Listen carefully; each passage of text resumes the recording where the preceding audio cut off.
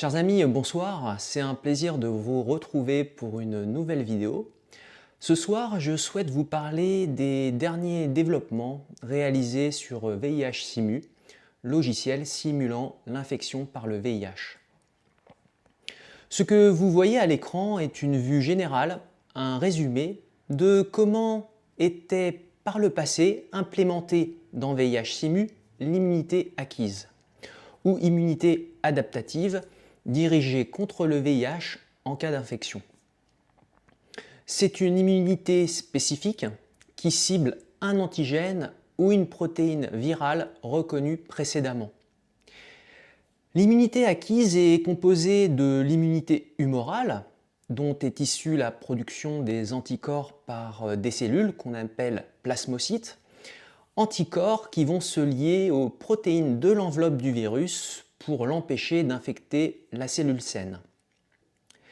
Cette immunité spécifique est aussi constituée d'une autre immunité, l'immunité à médiation cellulaire, dont les principaux acteurs sont les lymphocytes TCD8 et T cytotoxiques, qui ont pour mission de repérer les cellules infectées et de les tuer par contact, par apoptose, pour que ces cellules infectées ne produisent pas de nouveaux virus par la suite. Comme vous le savez, du moins pour celles et ceux qui me suivent sur la chaîne, ces deux volets de l'immunité acquise étaient implémentés dans VIH Simu, mais de manière simplifiée. C'est-à-dire que dans le programme, à un temps donné, d'une part, certains virus ne pouvaient plus infecter des cellules saines, du fait de l'activité de l'immunité humorale à anticorps.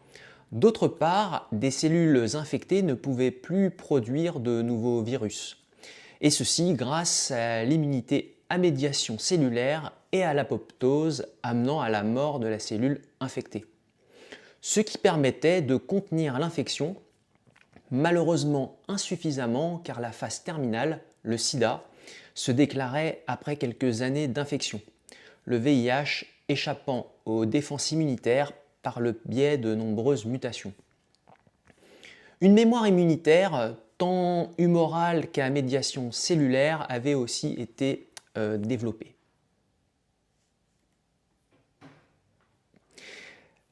Mais ces deux volets de l'immunité acquise avaient été implémentés sans les acteurs, c'est-à-dire sans les lymphocytes B et TCD8, sans les plasmocytes et lymphocytes T cytotoxiques.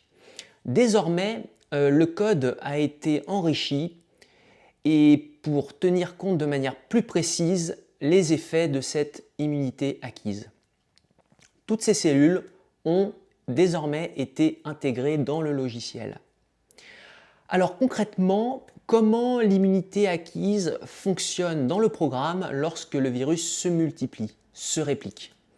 4 étapes ont été développées dans VIH Simu. Première étape, la reconnaissance des protéines virales par les lymphocytes B et par les lymphocytes TCD8. Ces cellules vont ensuite proliférer, se multiplier, pour enfin se différencier, soit en cellules effectrices, soit en cellules mémoire.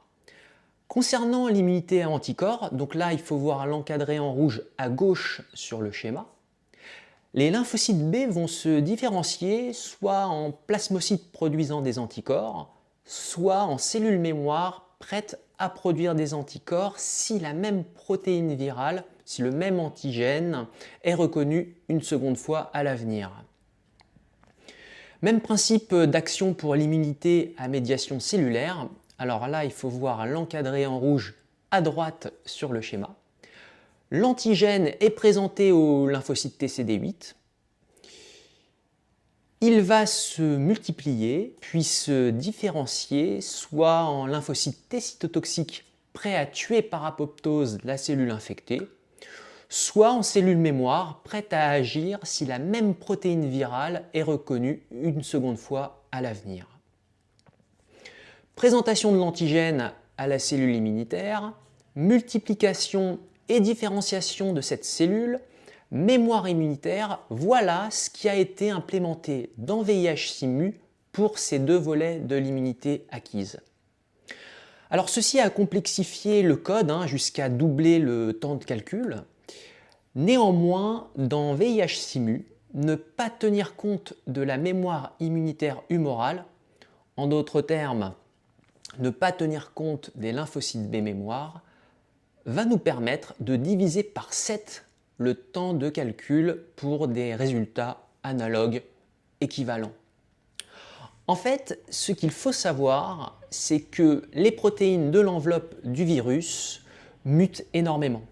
C'est d'ailleurs ce qui a été implémenté dans le logiciel, et tenir compte ou non de la mémoire associée à l'immunité à anticorps ne change pas ou que très peu les résultats, car l'antigène n'est pratiquement jamais reconnu une seconde fois par la suite, du fait que le virus échappe à l'immunité à anticorps via de nombreuses mutations.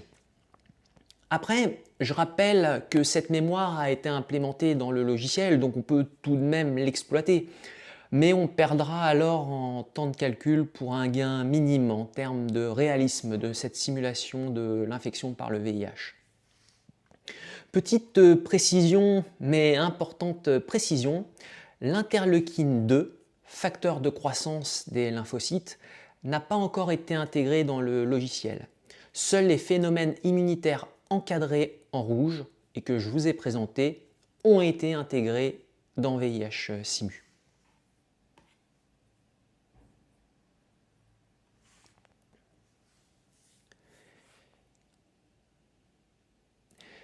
Je vous montre maintenant un schéma récapitulatif des différents phénomènes, des différents acteurs et de leurs interactions mutuelles qui ont été intégrés dans VIH-Simu. Bien évidemment, on retrouve le premier phénomène implémenté qui est l'infection ou la réplication virale. Le VIH va infecter les lymphocytes TCD4 et les macrophages, qui sont tous les deux des cellules immunitaires. Deuxième phénomène qui a été implémenté dans le logiciel, l'immunité acquise ou adaptative, donc l'immunité à anticorps et par apoptose, comme je vous l'expliquais juste avant. Il est intéressant de préciser que dans VIH-Simu, l'infection va directement impacter l'état du système immunitaire, du fait que le virus infecte des cellules immunitaires. Et en retour, l'immunité influe sur l'évolution de l'infection en tentant de contenir la réplication virale. Donc ces deux phénomènes, infection et immunité, s'influencent naturellement et mutuellement. Troisième phénomène pris en compte dans le logiciel, la production cellulaire par l'organisme qui va tenter coûte que coûte de produire des cellules immunitaires pour compenser la perte de ces cellules du fait de l'infection. Par ce biais, on explique l'influence de l'infection sur la production cellulaire. Cette production cellulaire de lymphocytes TCD4 et macrophages va donc avoir un impact direct sur l'état du système immunitaire, mais aussi sur l'infection elle-même, puisque le virus a besoin de cellules saines pour se répliquer. Enfin, je vous rappelle que les concentrations dans le sang et les effets des traitements antirétroviraux ont aussi été implémentés dans VIH-Simu. Comme nous l'avons vu dans une vidéo précédente, ces traitements vont impacter l'évolution de l'infection en la freinant, même en la stoppant, ce qui influera indirectement l'état de l'immunité et la production cellulaire. Voilà ce qui a été implémenté aujourd'hui dans VIH-Simu. Avant de vous présenter le multithreading,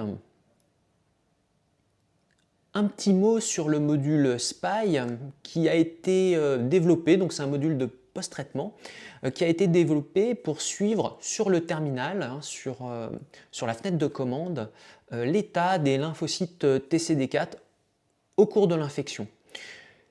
Et en toute honnêteté, ça m'a aussi permis en tant que développeur de m'assurer que le logiciel fonctionnait comme je l'entendais et comme je l'attendais et que l'infection se déroulait comme attendu.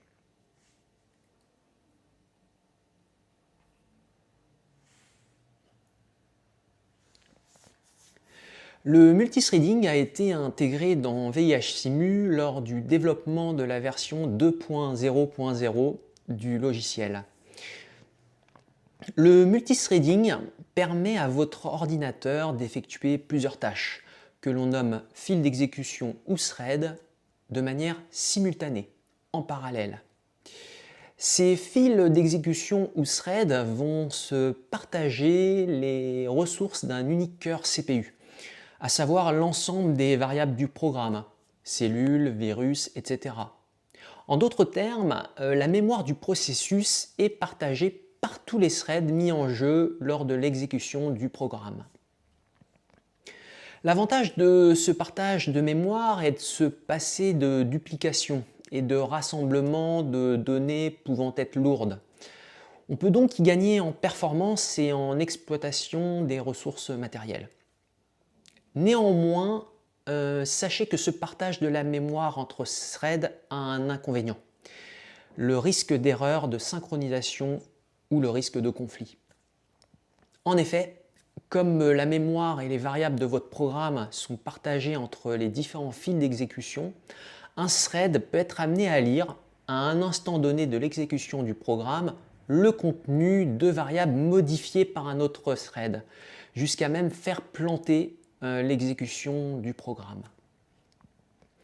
Il existe un outil informatique, un verrou informatique nommé mutex, abrégé de Mutual Exclusion en anglais, qui va nous permettre, en tant que développeur, d'empêcher un thread de lire une valeur lorsqu'un autre thread est en train de la modifier. Pour illustrer ce conflit, pour illustrer ce type de conflit que nous pouvons rencontrer, et aussi pour vous convaincre de la nécessité d'utiliser le mutex pour éviter ce danger, je vous propose de prendre l'exemple d'un instant critique de l'exécution de VIH-Simu, à savoir l'instant de la rencontre d'un lymphocyte TCD4 et d'un virus lors de la phase d'infection. Le schéma en bas à gauche montre deux lymphocytes TCD4 prêts à être infectés par des virus avoisinants. Notez que chaque lymphocyte TCD4 est associé à un thread différent. Dans l'univers du multithreading, du parallélisme, l'infection des deux cellules va se faire non pas l'une après l'autre, mais simultanément. Alors, si deux virus différents infectent chacun une cellule, pas de souci particulier. L'infection des deux cellules peut s'effectuer en parallèle et sans conflit. Mais imaginez le cas tout à fait possible, notamment lorsque la charge virale est basse, imaginez le cas où c'est le même virus qui a été sélectionné pour infecter les deux cellules, comme l'illustre le schéma en bas à droite.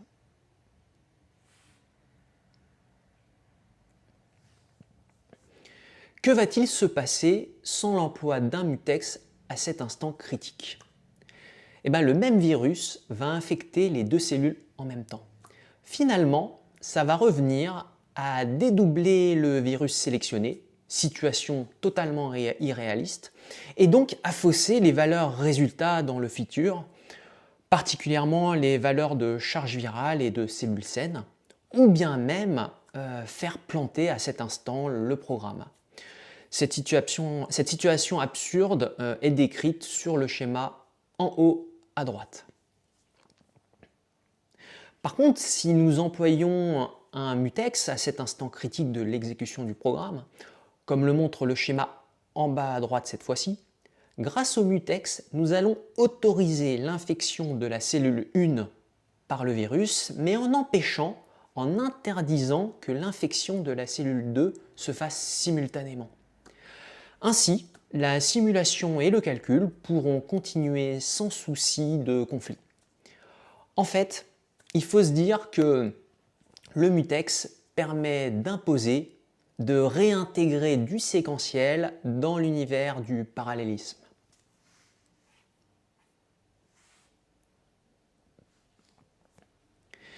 Durant l'exécution de VIH-Simu, il existe à peu près une dizaine de situations critiques de ce type. Et comme nous l'avons vu, l'emploi de mutex est nécessaire pour les gérer. Néanmoins, il faut savoir qu'une utilisation excessive de mutex impacte négativement la vitesse de calcul jusqu'à bien la dégrader. En effet, les mutex mettent en attente l'exécution des autres threads durant ces situations critiques comme on l'a vu dans l'exemple précédent. Par conséquent, seules des situations indépendantes ont pour l'instant été parallélisées dans VIH-Simu, à savoir la mise à jour des différents acteurs, cellules et virus, à chaque itération de temps, mais aussi la transcription inverse et les mutations qu'elle induit qui ont été aussi parallélisées. Et le multithreading apporte un gain maximum de 10%. Donc c'est un gain un peu décevant, mais c'est surtout l'hypothèse de ne pas tenir compte de la mémoire immunitaire humorale, bien qu'elle soit implémentée dans le logiciel, qui permet de diviser par 7 le temps de calcul.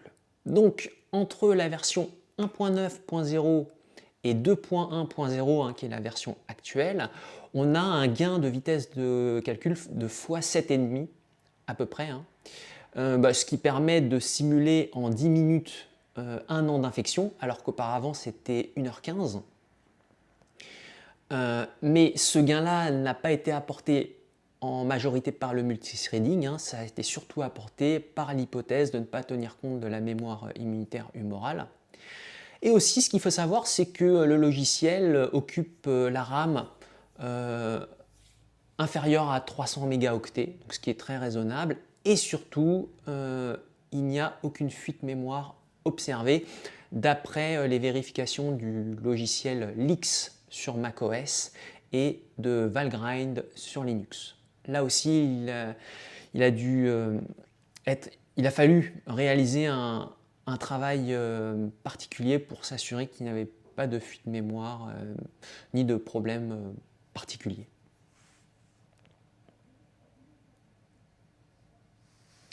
Avant de passer à la conclusion, je vais vous proposer une petite démonstration du logiciel en version 2.1.0, voilà, pour vous montrer un peu la vitesse d'exécution.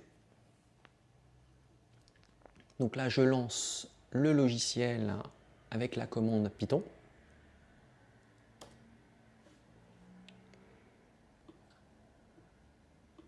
Et donc, pour faire une illustration, on va prendre 30 jours d'infection. Alors là, on a la possibilité de sauvegarder les résultats avec l'option Save. Moi, je vais décocher cette option. Puis après, je vous montrerai l'option Spy très rapidement. Et là, on lance la simulation. Voilà, donc vous retrouvez les mêmes informations que je vous avais présentées dans d'autres vidéos. Alors, en début d'infection, il y a une augmentation de la charge virale, une baisse progressive des lymphocytes TCD4. Et donc, comme la charge virale va exploser, le début de la simulation est un petit peu lent, puisque il y a énormément d'objets informatiques à gérer. Et donc, c'est la phase la plus lente en fait, de la simulation. Donc là, on en arrive à 9 jours, où là, on va observer le pic de charge virale, jusqu'à atteindre plus de 600 000 virus libres par millimètre cube de sang, prêts à infecter des lymphocytes TCD4 et des macrophages. Et ensuite, nous allons observer la réponse immunitaire adaptative, celle que je vous ai présentée aujourd'hui, juste avant, qui va faire considérablement baisser la charge virale sans l'annuler complètement, malheureusement, puisque, comme je vous le disais, le virus échappe aux défenses immunitaires via de nombreuses mutations. Donc là, je ne sais pas si vous pourrez voir sur l'écran YouTube, mais en tout cas, on voit une chute progressive de la charge virale. Et vous allez voir, ça va commencer à aller beaucoup plus vite pour exécuter la simulation. Voilà. Donc là, en fait, on exécute de nombreux jours, hein. Là, on est, pour simuler 90 jours d'infection, on est à 2 minutes 30.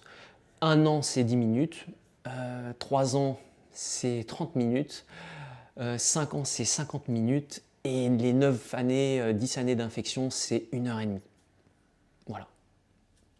Et donc là, on retrouve les courbes, hein, que je vous avais présentées dans d'autres vidéos. Je vais très rapidement relancer le logiciel pour vous faire une petite démo de l'option SPY. Alors, actuellement, c'est une option, hein, qui affiche des résultats seulement sur la fenêtre de commande, mais à l'avenir, donc là je vais mettre 10 jours, hein, mais à l'avenir, je pense qu'il sera très intéressant de développer une visualisation de comment se comportent les lymphocytes TCD4 infectés. Donc là, voilà, c'est ce qui est indiqué en jaune, où on a un peu une carte d'identité. On suit un lymphocyte TCD4, il n'est pas infecté au début, il est même naïf, il s'active.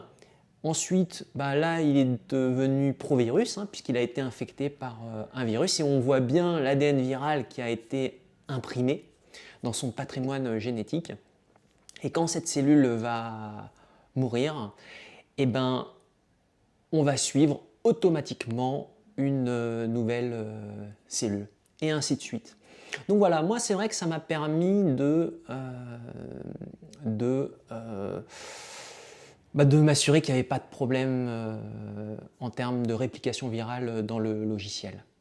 Donc c'est un très bon outil de débugage.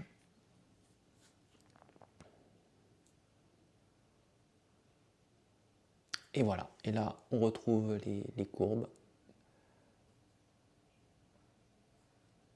Donc là je reviens maintenant sur la présentation et la conclusion.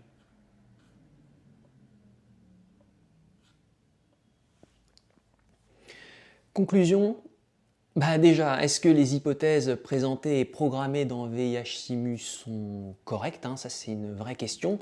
C'est une question que je rappelle à chaque fois que je réalise une vidéo sur VIH-Simu. Je ne suis pas médecin ni chercheur, je suis développeur. Et la première chose à faire à l'avenir, c'est de s'assurer que les hypothèses implémentées sont correctes. Je ne rappelle pas que lors de la phase de primo-infection et de latence, hein, on observe des données, hein, fournies par le logiciel, hein, des résultats fournis par le logiciel qui semblent être en accord avec les données observables. En phase SIDA, les chiffres semblent être aussi du même ordre, hein, que celui des données observables. Dernier point, la version écrite en C du logiciel est maintenant environ 2 fois plus performante que la version écrite en C++. Malheureusement, le multithreading n'a pas apporté un gain important, hein, maximum 10%, tandis que la non prise en compte de la mémoire immunitaire humorale a permis de multiplier par 7, quant à elle, la vitesse de calcul. Donc c'est surtout là où on a gagné beaucoup. Et heureusement qu'on a gagné beaucoup parce que le code, hein, comme je vous le disais tout à l'heure, a été grandement complexifié par le développement de l'immunité adaptative et des cellules actrices de cette immunité. J'espère que cette vidéo vous a intéressé. N'hésitez pas à me poster des commentaires et des questions si vous en avez. Quant à moi, je vous souhaite une excellente soirée et je vous dis à très bientôt sur la chaîne. Au revoir.